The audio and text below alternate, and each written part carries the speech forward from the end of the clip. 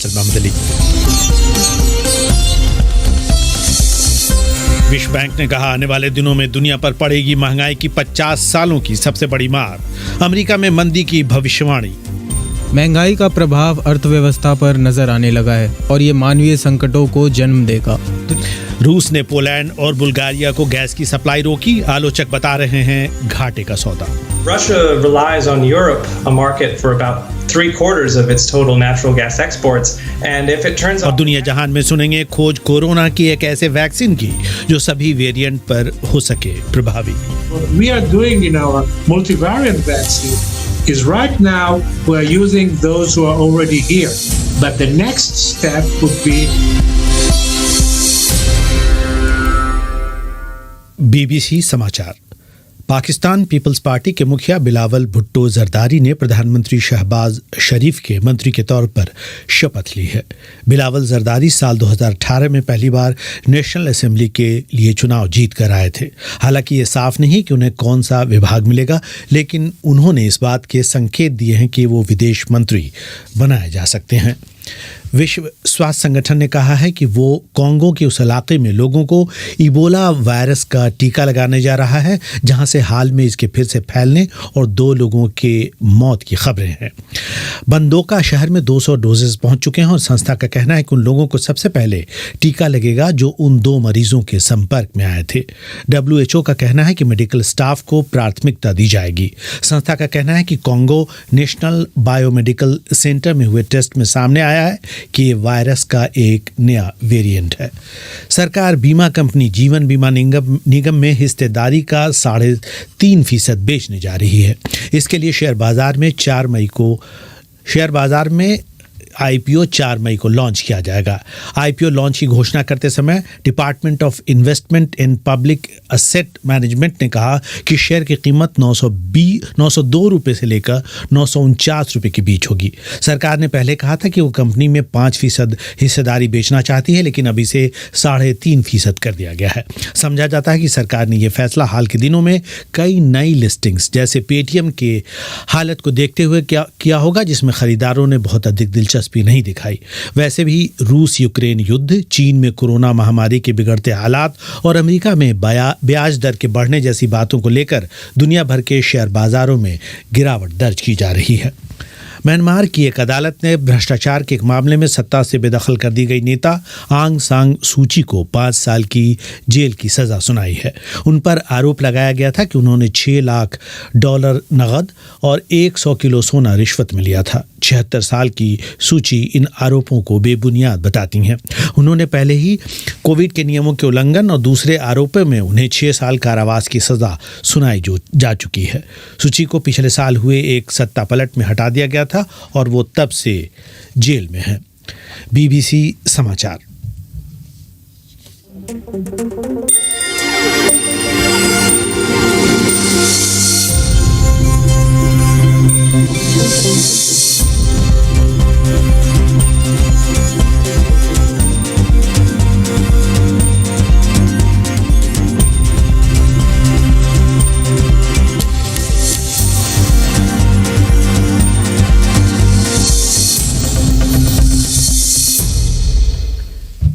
Studio की घड़ी में इस वक्त 7:33 हुआ चाहता है। BBC हिंदी का डिजिटल रेडियो बुलेटिन दिन भर, और मैं आपके साथ फैसल मोहम्मद अली। नमस्कार। वर्ल्ड बैंक ने कहा है कि यूक्रेन युद्ध के कारण दुनिया भर में को पिछले 50 सालों में सबसे भीषण महंगाई का सामना करना पड़ेगा। ऊर्जा की कीमतें 50%, तो तेल और गैस 2 गुना महंगा हो जाएगा। गेहूं के 42% से अधिक महंगे होने, तो खाना बनाने के तेल की कीमतें 30% से थोड़ा कम ऊपर जाने की बात विश्व बैंक ने कही है। अगर इतना ही काफ़ी नहीं था तो किसानों पर खाद की मार पड़ेगी, या तो उसका मिलना मुश्किल हो जाएगा या खाद बहुत महंगा हो जाएगा। नतीजा खेती और पैदावार पर असर। इधर कोविड ने चीन जैसे देशों में अपना रंग फिर से दिखाना शुरू कर दिया है। चीन जो विश्व का एक बड़ा बाजार है और सप्लायर भी। दूसरी ओर दुनिया के सबसे बड़े इन्वेस्टमेंट बैंक में से एक डोइचे बैंक का कहना है कि अमेरिका में मंदी की दस्तक सुनाई दे रही है। पूरी रिपोर्ट सुने। विश्व बैंक ने भविष्यवाणी की है कि यूक्रेन युद्ध के कारण दुनिया पर 1970 के दशक के बाद सबसे भीषण महंगाई की मार पड़ने वाली है। वर्ल्ड बैंक के सीनियर अर्थशास्त्री पीटर नागले ने कहा है कि ये बड़े मानवीय संकट को जन्म देगा। महंगाई का प्रभाव अर्थव्यवस्था पर नजर आने लगा है और ये मानवीय संकटों को जन्म देगा। दुनिया के हर घर पर महंगाई का असर देखने को मिल रहा है। हम कम आमदनी वाले लोगों के हालात को लेकर चिंतित हैं। ऐसे लोग अपनी आमदनी का सबसे बड़ा हिस्सा भोजन और ऊर्जा पर खर्च करते हैं। उन्हें इसकी सबसे अधिक कीमत चुकानी होगी। ये थे वर्ल्ड बैंक के सीनियर अर्थशास्त्री पीटर नागले। विश्व बैंक ने ऊर्जा की कीमतों में 59% बढ़ोतरी की भविष्यवाणी की है और उसका कहना है कि इससे उद्योग धंधों और आम लोगों का खर्च बढ़ जाएगा। इराक और श्रीलंका जैसे देशों में बढ़ती महंगाई को लेकर जनता सरकार के खिलाफ सड़कों पर उतर आई है।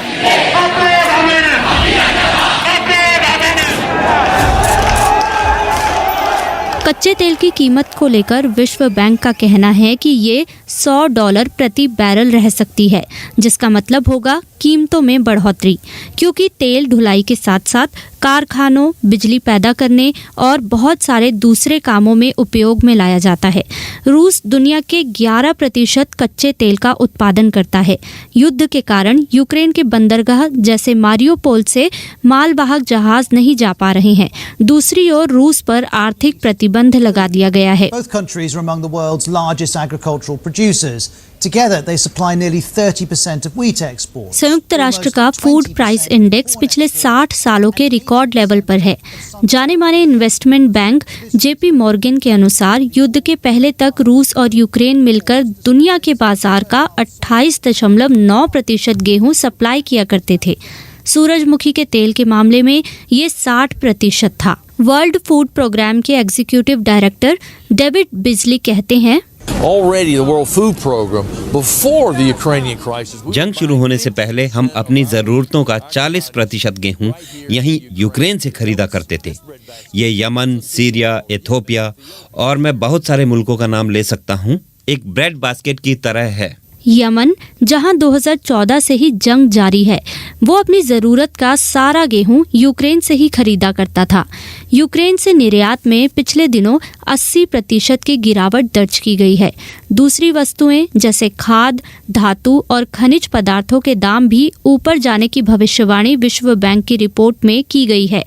वर्ल्ड बैंक का कहना है कि आने वाले कुछ वक्त में यूक्रेन से होने वाली सप्लाई की कमी की क्षति पूर्ति कर ले, लेकिन इस साल खाद की कीमतों में 69% की बढ़ोतरी होगी, जिसका असर खेती पर पड़ेगा। कल ही एक खबर भारतीय मीडिया में कई जगह घूम रही थी कि पंजाब में पिछले कुछ दिनों में कर्ज से परेशान 14 किसानों ने आत्महत्या कर ली। रिपोर्ट सुना रही थी गुरप्रीत सैनी। इस बीच दुनिया के बड़े इन्वेस्टमेंट बैंकर्स में से एक डॉइचे बैंक ने कहा है कि अमेरिका में महंगाई की दर तेज़ी से बढ़ रही है, जिसको काबू में करने के लिए वहाँ का सेंट्रल बैंक यानी कि फेडरल रिजर्व जो है ब्याज दरों को तेज़ी से बढ़ाएगा, जिसका असर अर्थव्यवस्था पर भारी पड़ेगा और अमेरिका मंदी के दौर में चला जाएगा। अमेरिका में मार्च में उपभोक्ता महंगाई दर यानी कि कंज्यूमर प्राइस इंडेक्स जो होता है वो 8.5% था, जबकि फेड का जो टारगेट था वो महज 2% था। इधर जबकि विश्व बैंक तेल और गैस की बढ़ी कीमतें और दुनिया की अर्थव्यवस्था पर उसके प्रभाव की बात कर रहा है, रूस ने 2 यूरोपीय देशों पोलैंड और बुल्गारिया को गैस की सप्लाई बंद कर दिया है। जैसा कि आप जानते हैं कि अमेरिका और पश्चिमी देशों ने रूस पर आर्थिक प्रतिबंध लगा रखे हैं, लेकिन तेल और गैस की सप्लाई को नहीं रोका है, यानी तेल का खेल जारी है। रिपोर्ट सुने अंजुम शर्मा से। पोलैंड और बुल्गारिया दोनों देशों को ज्यादातर गैस की आपूर्ति रूस की सरकारी गैस आपूर्ति कंपनी गज़प्रोम से होती है। गज़प्रोम ने इन देशों से कहा है कि उन्हें रूबल में भुगतान करना होगा। ऐसा नहीं किया तो सप्लाई रोक दी जाएगी और ऐसा बुधवार से होगा। दोनों ही देशों ने रूबल में भुगतान करने से इनकार कर दिया। बीते महीने रूस के राष्ट्रपति व्लादिमीर पुतिन द्वारा गैर मित्र राष्ट्रों से डॉलर की बजाय रूबल में भुगतान लिए जाने के ऐलान के बाद ये पहली बार है जब रूस ने किसी देश को आपूर्ति बंद कर दी हो। इससे पहले पोलैंड को होने वाली सप्लाई में कुछ कटौती भी की गई थी। आपूर्ति बंद होने के बाद दोनों देशों ने जोर देकर कहा है कि वो रूसी गैस के बिना काम करने में सक्षम होंगे। बीबीसी से बात करते हुए पोलैंड के उप विदेश मंत्री मार्सिन प्शिडश ने अपनी प्रतिक्रिया दी। The main goal is to really blackmail Poland. The Kremlin is not very happy with all those decisions taken. असल में उनका उद्देश्य पोलैंड को ब्लैकमेल करना है। रूस यूरो अटलांटिक समुदाय द्वारा हाल ही में लिए गए फैसलों से बहुत खुश नहीं है और इसलिए वो हमारे बीच बंटवारा करने की कोशिश कर रहा है। वो शायद ऐसे देशों का चुनाव करना चाहता है जो उनकी तरफ हैं और दूसरी तरफ ऐसे देश हैं जो यूक्रेन की तरफ हैं और रूसी व्यवहार की आलोचना करते हैं, जैसे हम पोलैंड। हमें ऐसे ही देखा जाता है। Very critical about Russian behavior. Poland और बुल्गारिया यूरोपीय यूनियन और नेटो के सदस्य देश हैं। रूस के हमले के बाद पोलैंड अपने पड़ोसी देश यूक्रेन के समर्थन में रहा है, बल्कि अमेरिका और अन्य पश्चिमी देशों से यूक्रेन भेजे जाने वाले हथियारों के लिए पोलैंड ही एक ट्रांजिट पॉइंट है। यूरोप में सर्दियों में घरों को गर्म रखने के लिए, बिजली के उत्पादन के लिए और ईंधन के उद्योग के लिए बड़ी मात्रा में रूस से गैस आयात होती है। पोलिश प्रधानमंत्री ने कहा कि ये थोड़ी चिंता की बात तो जरूर है, लेकिन उनकी सरकार इसके लिए तैयार थी और अन्य स्रोतों से गैस का इंतजाम करने की कोशिश पहले से कर रही थी। येल विश्वविद्यालय के ग्रेगरी ब्र्यू कहते हैं कि इस कदम से रूस को ही नुकसान होगा। Russia relies on Europe for a market for about 3/4 of its total natural gas exports. रूस अपनी कुल गैस सप्लाई का 1/3 हिस्सा यूरोप के बाजार में बेचता है और अगर उसने अपने दरवाजे बंद कर दिए तो उसे दूसरा बाजार नहीं मिलेगा। आप जानते हैं कि तेल आसानी से टैंकर में भरकर कहीं भी पहुंचाया जा सकता है, लेकिन प्राकृतिक गैस पाइपलाइन पर निर्भर होती है और रूस के पास फिलहाल कोई ऐसी पाइपलाइन नहीं है जो कहीं और गैस पहुंचा सकती हो। इसलिए अगर उसने यूरोप को खोया तो उसे दूसरा बाजार जल्दी मिलने की उम्मीद बहुत कम है और ये उसकी सरकार और उसकी अर्थव्यवस्था के लिए नुकसानदेह होगा। वहीं गैस सप्लाई के मुद्दों से इतर रूस के रक्षा मंत्रालय ने कहा है कि उनकी सेना ने दक्षिणी यूक्रेन के खारसोन क्षेत्र पर कब्जा कर लिया है। हालांकि अभी तक इस दावे की स्वतंत्र रूप से पुष्टि नहीं हो सकी है। वहीं रूस की ओर से यूक्रेन पर हमले जारी हैं। ये बात यूक्रेन के राष्ट्रपति वोलोदिमीर ज़ेलेंस्की ने एक टीवी संबोधन में कही। उन्होंने कहा कि ज़पोरिज़िया क्षेत्र में रूस कथित तौर पर नई सरकार बनाने की कोशिश कर रहा है और रूस यूक्रेन के झंडे हटाने के प्रयास भी लगातार कर रहा है। रिपोर्ट सुना रहे थे अंजुम शर्मा की तेल का खेल किस तरह से जारी है। इसे सबसे जुड़ा एक सवाल पूछा है सुरेंद्र सिंह ने कि ये खेल कब ख़त्म होगा। तो खेल ख़त्म नहीं हो रहा है दोस्त। ओपेक देश जो हैं, जो देखें, जो तेल के उत्पादक देश जो हैं, वो बिल्कुल खामोशी से बैठे हुए हैं किनारे। उन्होंने मना कर दिया है कि हम तेल का उत्पादन किसी तरह से नहीं बढ़ाएंगे। अमेरिका के बार बार आग्रह के बावजूद और यूरोप के कई नेताओं के वहाँ जाने के बावजूद उसकी वजह से तेल की कीमतें जो हैं अंतर्राष्ट्रीय बाज़ार में बढ़ी हुई है। यूरोप की निर्भरता इतनी है तेल के आयात को लेकर के कि वो तेल की को पूरी तरह से जो है उस पर आर्थिक प्रतिबंध नहीं लगा रहा है। और इस बीच अगर आप देखें तो तुर्की के जो अर्दवान साहब हैं वो सऊदी अरब की यात्रा पर जा रहे हैं। रूस से S-400 ख़रीदा है उन्होंने और चीन जो है वो एक तरह से अपना काम करता जा रहा है। तो कुछ लोगों का ये कहना है कि दुनिया में जो एक यूनिपोलर वर्ल्ड था उसमें कहीं न कहीं एक तरह का बदलाव देखा जा सकता है।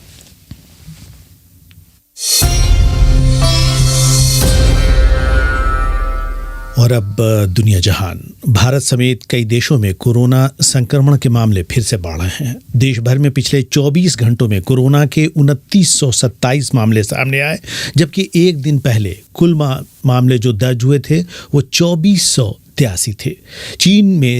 चीन के शंघाई में जैसा कि आप जानते हैं कि सख्त लॉकडाउन लगाया जा चुका है। करीब 2 साल पहले सामने आए मूल वायरस में अब तक कई म्यूटेशन हो चुके हैं। वायरस जैसे ही अपना रूप बदलता है यानी नया वेरिएंट सामने आता है तो एक नया सवाल फिर से खड़ा हो जाता है कि क्या मौजूदा वैक्सीन इसके खिलाफ प्रभावी होगा। यही वजह है कि दुनिया भर में कई वैज्ञानिक यूनिवर्सल यानी ऐसी वैक्सीन तैयार करने की कोशिश में हैं जो हर वेरिएंट पर प्रभावी हो सके। लेकिन क्या ये मुमकिन है? दुनिया जहान में आज चर्चा इसी बात की। स्वागत है आपका दुनिया जहान में। मेरा नाम है मोहन लाल शर्मा। हर हफ्ते एक सवाल और उसका जवाब तलाशने की कोशिश। BBC पड़ताल दुनिया की।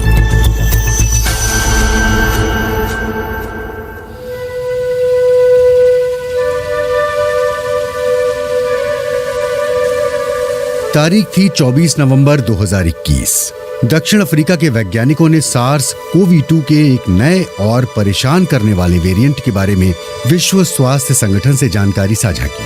तब यह आशंका भी जाहिर की गई कि नया वेरिएंट कोविड की मौजूदा वैक्सीन का सुरक्षा चक्र भेद सकता है।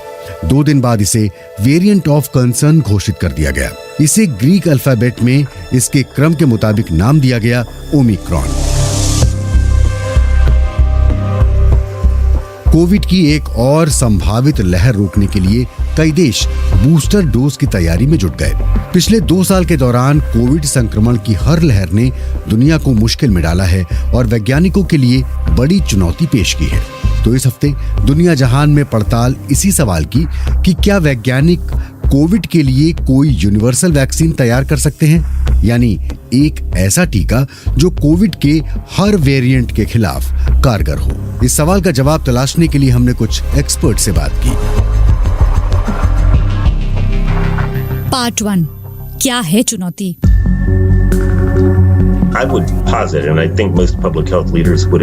मुझे लगता है कि ज्यादातर हेल्थ एक्सपर्ट इस बात से सहमत होंगे कि हम ऐसी स्थिति हासिल नहीं कर पाएंगे जहां पूरी दुनिया का हर 3 या 6 महीने टीकाकरण कर सके।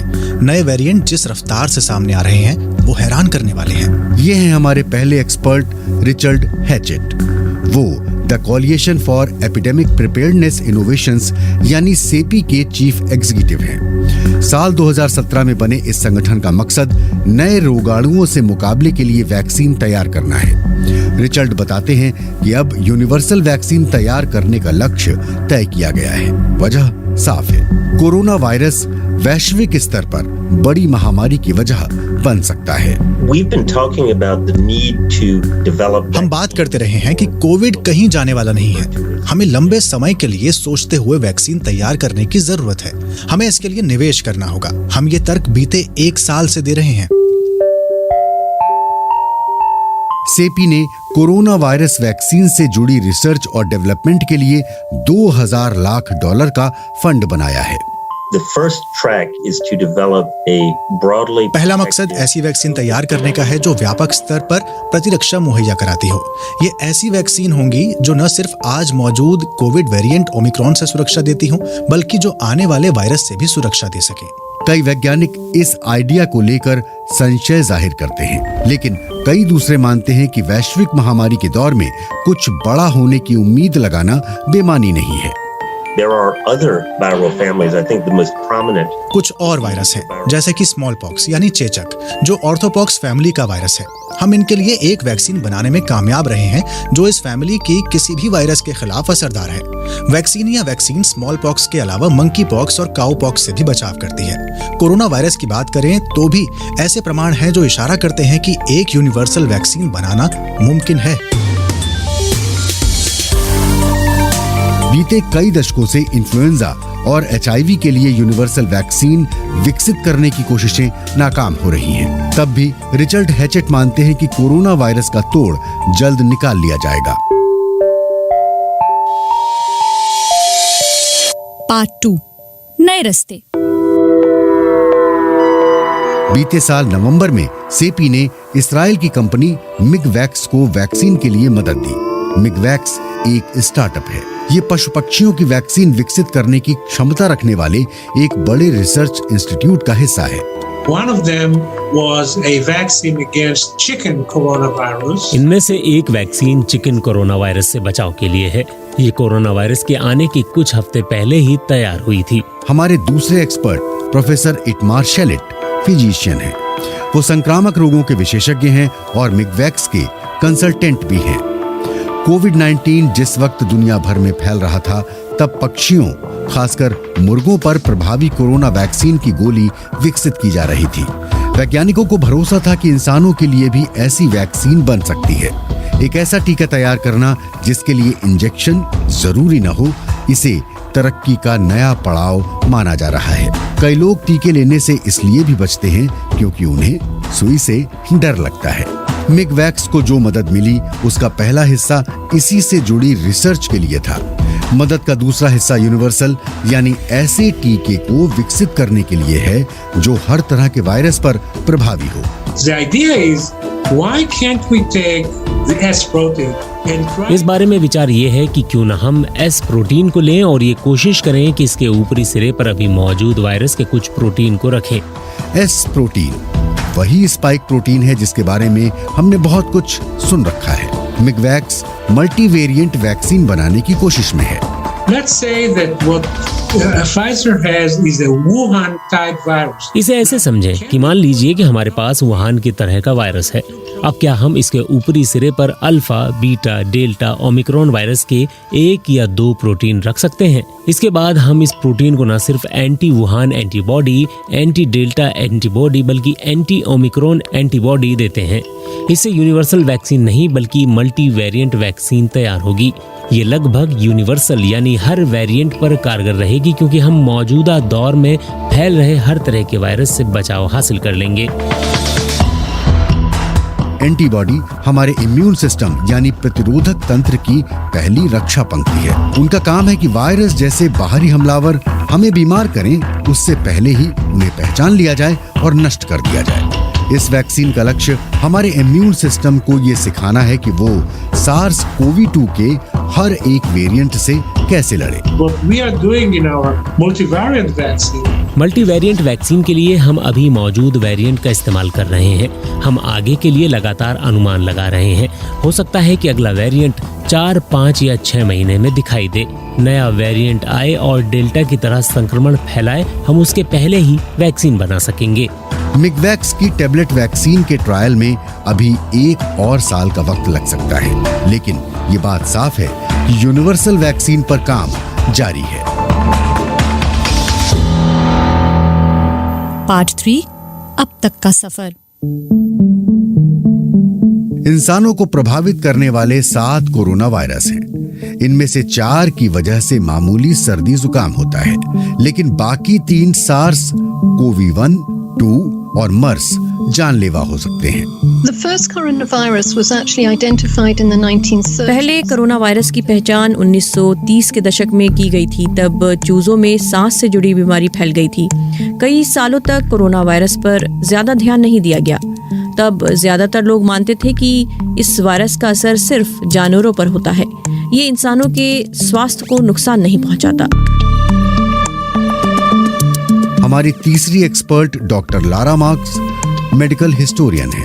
वो नए वायरसों को लेकर हमारी जानकारी बढ़ाती हैं। साल 1962 में इंसानों में पहली बार कोरोना वायरस की पहचान हुई। ये वायरस उन लोगों में देखा गया जिन्हें आम सर्दी जुकाम था। 1960 से 70 के दशक की तरफ बढ़ते समय बहुत से लोगों की कोरोना वायरस में दिलचस्पी नहीं थी। तब मान लिया गया कि ये इंसानों के लिए नुकसानदेह नहीं है, इससे बस सर्दी जुकाम होता है, इसलिए इस पर ज्यादा निवेश नहीं किया गया। ज्यादातर काम 1970 और 80 के दशक में हुआ।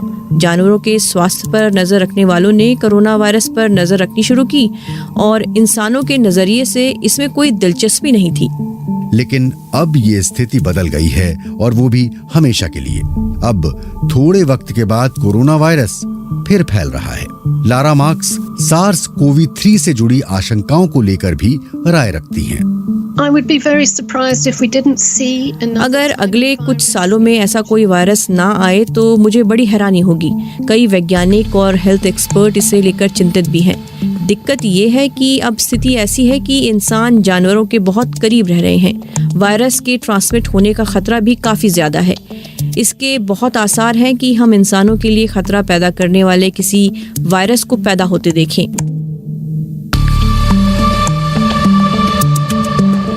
लेकिन कोरोना वायरस वैक्सीन में पैसे और मेहनत का जो निवेश हुआ वो काफी कामयाब रहा। इससे अगली पीढ़ी की वैक्सीन तैयार करने में मदद मिल सकती है।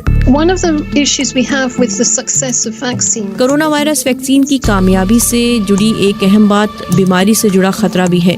अगर आप इससे पहले के टीकों को देखें, चाहे वो पोलियो की वैक्सीन हो या फिर खसरे या मम्स का टीका हो, और ये भी याद कीजिए कि इनके प्रति लोगों का रुख कैसा रहा। तमाम लोग इन बीमारियों को खतरे के तौर पर देखते नहीं थे। इसकी एक वजह वैक्सीन की कामयाबी भी रही।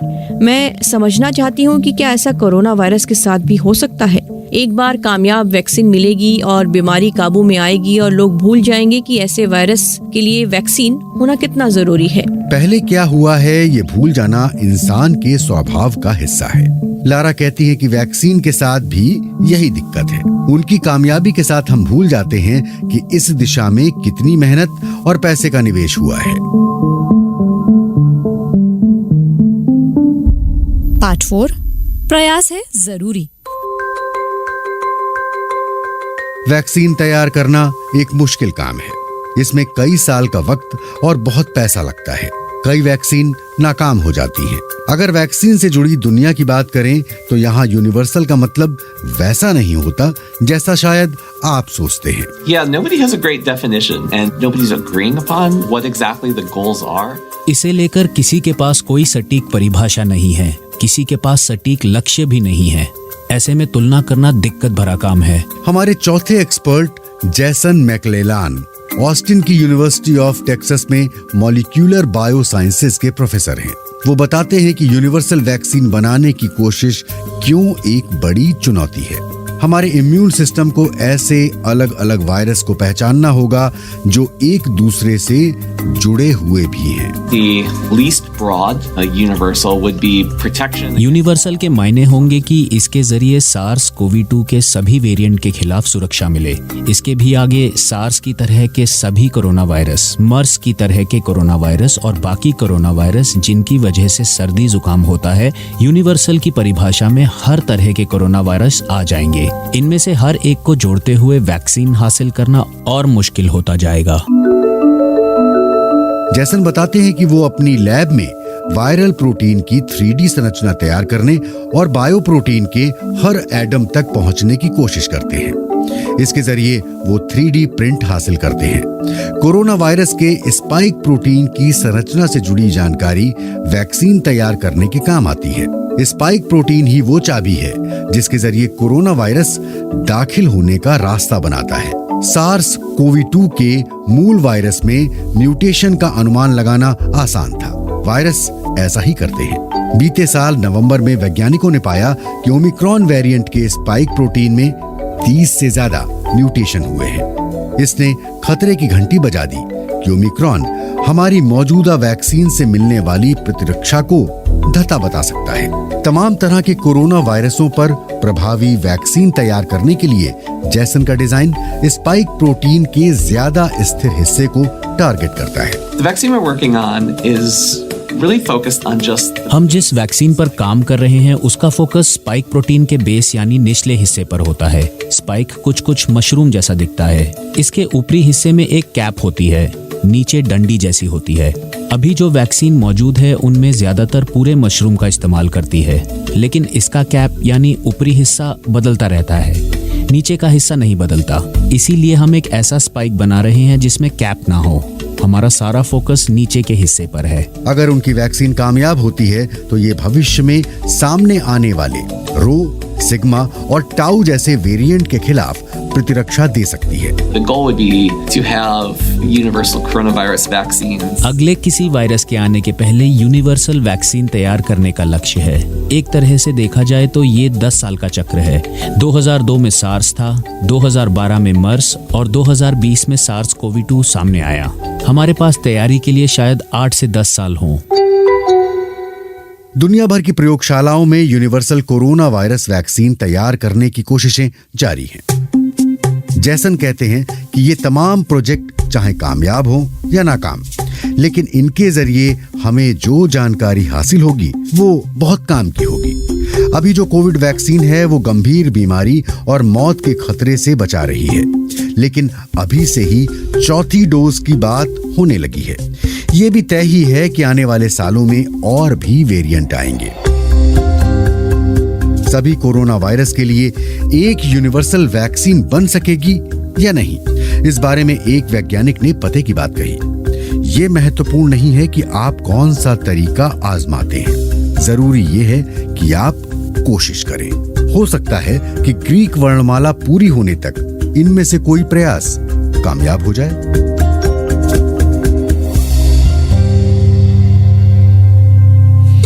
स्टूडियो संभाला था राजेश चौहान ने। आपसे फिर मुलाकात होगी, तब तक bbchindi.com पर नज़र बनाए रखिए। नमस्कार।